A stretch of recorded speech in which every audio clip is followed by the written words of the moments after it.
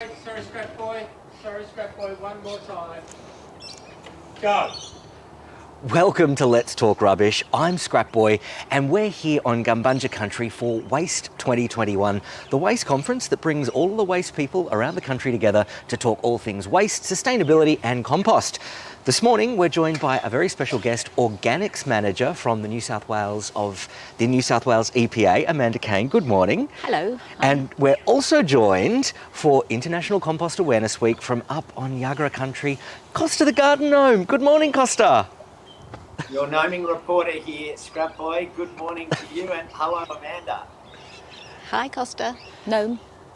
Costa, before we jump into the International Compost Awareness Week, I wanted to get to know Amanda a little bit better. When you were growing up, when you were a child, what did the natural world look like where you lived?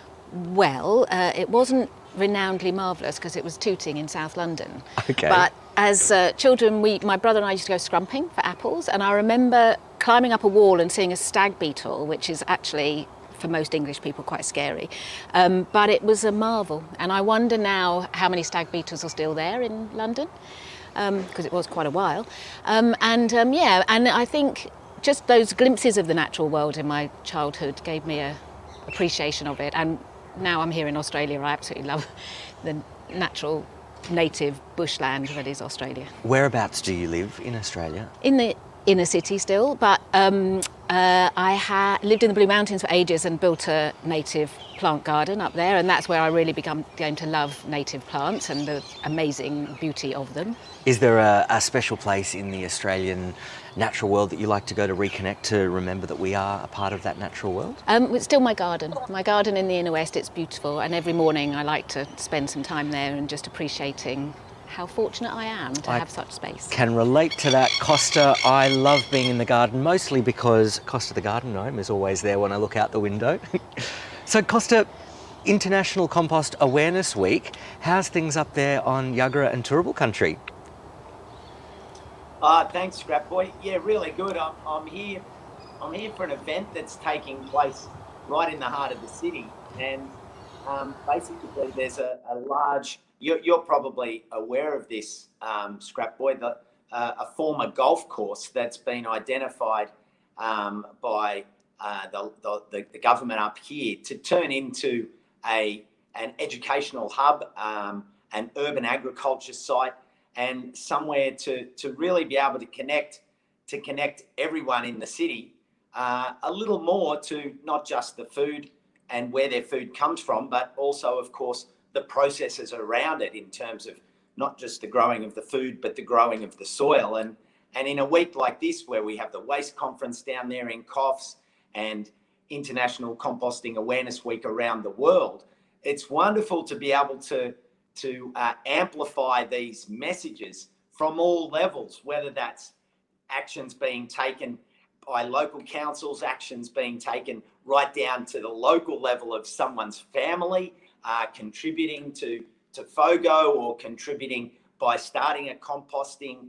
program at home with a worm farm or a compost bin, or whether it's the state government and their roles and responsibilities and actions that they're taking, such as the educational side to get people not just aware but acting, and then of course acting in terms of giving incentives and driving composting and the use of composted materials. That's the other side of it that's very exciting, using the compost and how we can use that compost to grow soil, which helps hydrate the landscape, and then if it's hydrating the landscape, we can grow more trees, which helps cool our cities. So composting and waste, they're so hand in hand, and there's so many things going on around the country this week to help raise that awareness. Well, Costa, it's exciting to hear. Amanda's here at Waste 2021, obviously on the front line, talking very similar things. Amanda, what's the project that you're really bringing to the conference to share with everyone? Yeah, well, it's our Scrap Together campaign, Scrap Boy. I like the sound of that. Yeah, it's very good. We've been supporting local councils to introduce FOGO services, food organics and garden organics, to recover all that organics and turn it into lovely compost for some time. And it's been really good and it's been really successful, but there's still a lot of food ending up in the red lid bin, and we wanted to understand why, and we wanted to try and encourage those households in those communities that can recycle their food waste to recycle all of it. So the Scrap Together campaign came together, and we tested it in 3 council areas in New South Wales just the end of last year, and it's worked. We're recovering more food, people are understanding, and the main message was that people didn't know was actually what happened to what's in the FOGO bin, and the fact that it does get turned into compost and it does go and regenerate land. So that really resonated with people. So I'm here to talk about that project and our findings, and then from next year we plan to be rolling it out to more councils and more communities across the state. That's really exciting. Costa, you're a big composter at home, obviously. The home composting is where it all starts. But how excited are you by the prospect of having a government organisation involved in communicating the importance of harvesting the red bin and getting all of that organics out and into the green bin so that it can be turned into compost material? It'll go back to helping rejuvenate soil. Oh, look, as Amanda said, this is the very front line in terms of getting out that information, so that the people at home, you know, in the suburbs and cities and towns where something like FOGO is rolling out, they know what needs to be done, and they can spread that word. And FOGO really relies on the actions of people back up the stream at the curb, and when they're the controllers and when they keep the contamination out, then the quality of that material is incredible, and then it can be used to feed gardens, feed parks, feed streets, and so on. And you know, Amanda's campaign there, Scrap Together, it's catchy, and we need to get people on board. And what's most exciting is being able to say to them, well, this is what all your effort is going towards. Because if it ends up just a one-way street, it's too directional. Like, do this, but don't do that, and keep this out of it. And you know, we need to put a sticker on the bin because you've done contamination, and it becomes too punitive. Whereas when we can encourage and as Amanda's talking about, say to people, this is where it's going. You know, those banana skins, those apple cores, that all of that green material from your garden, the lawn clippings and so on, get turned into shade for our playgrounds, which means that children are not out in the midday sun. And then the context of that is that saves energy use, because if people are outside, they're not putting air conditioners on. So it actually has a massive impact on the big picture, but it's really just happening around a day-to-day thing, and making these habits a culture is really what the programs like Let's Talk Rubbish are about. Because, you know, not Let's Talk Rubbish, but the scrap program, and giving them something catchy to get connection and draw people in, so that then children become the little controllers that say, no, get that out of there and do this. And I mean, I've been Shire on their FOGO, Launceston, Penrith, and plenty of other councils are doing it. And the most important thing we need is this consistent connection and communication to encourage people to take it to the next level. And I'm excited, Amanda, when I hear that encouragement is taking place, because then people don't feel like it's just a one-way street. Yeah, absolutely, and it is really positive and it's really upbeat. But one of the other things as well is that, of course, home composting is great and it's brilliant if you can do it, but the FOGO service takes everything. You know, so it'll take your bones and your fish skins and everything, and the rotten bits of cheese and bread and pasta. Hopefully you're not wasting that, you're eating it all up, but if you are, it takes everything. And that's the other thing, that it means that, you know, having that access to that recycling service means that you can make sure it gets turned into compost and all those great things happen. So yeah, it's good. We love to talk about how icky a household can go getting into those jars and into the fridge, and that stuff that you'd normally think should go into landfill can actually go into a FOGO collection, which is pretty amazing. Yeah. You mentioned earlier that there was real cut through on the messaging and the communication, Amanda, around having communities understand what happens to the materials in the FOGO bins. That sounds like a great success. Has there been a big challenge that the EPA and the Let's Get Our Scrap Together campaigns had to overcome to roll out this program? In terms of this particular program, I mean, it's actually gone very smoothly. But it was about recognising what the challenges were. And I mean, when in the household, I mean, there are so many factors. It's like, if you're busy, how easy is it to get out to the bin? You know, like how full is your FOGO bin or your caddy in the kitchen? So it was actually looking at all of those sort of challenges, you know, like, do other people in the household do it? Why don't they do it? And how you can kind of encourage all that to happen. So it was really about overcoming those challenges. And yeah, it was targeted. And one of the other strong messages was that this is what we do as a community, and together, by everybody putting all of their available food in the green bin, you know, we can produce more compost. And so, but also, Costa, like right at the end of the clip, there's a little girl throws a banana into a wheelbarrow that gets turned magically into compost. So it just shows that you know, the process that happens through it. So it's yeah, and we deliberately wanted it to be upbeat. We didn't want it to be because it's such a positive thing people can do, and once it's about letting people know what they can do rather than, as Costa said, you know, letting them know what they can't. So it's been good. I think everyone is on board and really excited and empowered about having the agency to create a better story for the future of a healthier planet. I can't see why anyone wouldn't want to be involved.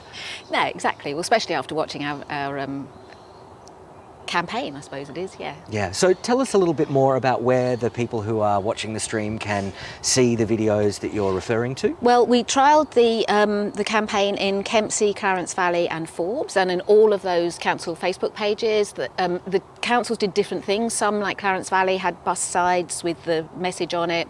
Others put the message on the trucks and did some radio ads and letterbox drops. So it's in those communities, but it is on their Facebook pages. And then once we've wrapped up all of the evaluation, we'll be looking to make it available to all councils from July this year. So if there's a council delegate or someone watching right now and they're interested, they can jump onto the EPA website? Yeah, contact us, and there's the EPA website /FOGO, a page there as we'll have information, and we'll have, it's got the research that we did, the social attitude research, and yeah, we did pre and post bin audits as well, so we actually looked at what was in both bins, and that's how we know that it's worked, so it's been good. It's always nice when the numbers show that it is working. It's always helpful, isn't it? Lovely. So Costa, you're in Brisbane. You're about to get underway with some official composting business. What's your day look like? I like the way you put that, Scrap Boy. But just off the back of what Amanda was saying, there's no end to the creative capacity for getting this message out, and it's wonderful to hear the angles that you're taking and ways to not just flag it for communities, but then show that interest can then really manifest and translate into people wanting to make it part of their day to day. And anything like this gets me particularly excited. I helped out with Randwick Council, who did their FOGO recently, and we did a live video beforehand, talking to people with the waste officers there, and then once they got it started, we did a follow-up video and live broadcasts, Facebook live broadcasts and live videos that they put on their website, just in a kitchen with a whole lot of different things, saying where should this go, where should this go, can this go in, does it, doesn't it? So you know, there's so many ways all of these different actions from different groups can take your work and then translate that and get it out further into their communities. And I get particularly excited about this messaging because, in a media landscape where people are bombarded all the time, making cut through is key. And the end game is that clean green bin, so that the quality of the end result is first class and can be used. So no, it's fantastic news. And I'm up here today, and the fact that there's this hub of land that's been recognised by the state government, and then they're working with other groups to turn it into this urban agriculture space and a community green space that is going to espouse all of the circular economy methodologies, but also right down to the composting message and sharing that with people that come in and out of this space into the future. It's exciting, and the Waste Conference, Composting Awareness Week, people are talking about it, and the more we talk about it with positive stories, from childcare centres right through high schools, community gardens, state, local, federal government, it's just part of the language now, and that makes me happy in a week like this. And Amanda, we had Justin Bonsey on Let's Talk Rubbish, and he was saying the accommodation that he and his partner have booked while they're here at the Waste Conference have actually got a little closed loop compost system in place in the Airbnb, which was really interesting. He normally carries a little compost caddy with him so he can take that compost to either a green bin or take it home. And he said he walked in, and where the Airbnb normally has how to operate the air conditioner and where to find the Wi-Fi password, they had a full step-by-step on what goes into the compost caddy, where the compost bin is, where the worms were. I was really excited to see that grassroots change happening right here on the Coffs Coast. It's fantastic. That's keen. Isn't it? Okay, we've probably got time for one quick takeaway. Amanda, one quick takeaway. What can people do at home if there's one thing? What makes the biggest difference when it comes to organics? Well, definitely recycling your food waste. If you've got access to a FOGO service, use that, but home compost if you haven't. And one of the new programs that we're working on is net zero organics. There's a new target to have zero emissions of organics from landfill by 2030. By recycling your food waste, you're keeping emissions out of landfill, you're making the most of all of those resources that it took to get that food, and it's probably the single most helpful contributor to a better environment is to actually recycle food waste, so do it. There you go, there's the tip from the Queen of Compost and from the King of Compost, Costa the Garden. What's your one takeaway for everyone watching to the stream? What's the one thing we should all do to make the compost we love and care for better? Oh, Amanda, I didn't realise we were on the chessboard together. King and Queen. I love that. Yeah. I've got to regroup a bit. What's the one thing? What's the one thing? I think the one thing we can do is, as Amanda said, just take those small actions one step at a time, and then slowly take those actions from home to your workplace, or just to yourself where you go every day. As you said, that person that travels somewhere and takes their caddy. I use my keep cup so that if I have a banana or an apple during the day, I never throw any food into a landfill bin wherever I am.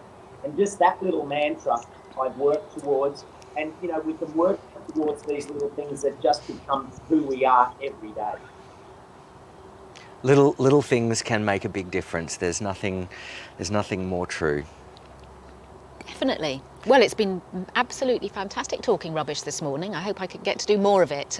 We'd love to have you on again. Costa, have a great day up on Yagara and Turrbal country with everyone up there celebrating the International Composting Awareness Week starters. And we're going to get into the Waste Conference and hear some more inspiration and get informed on what's happening in the world of waste. Thanks, everyone. We'll see you soon. That was Let's Talk Rubbish. Bye. Thank you. See ya. Bye, Amanda. See you, Scrap Boy. See you.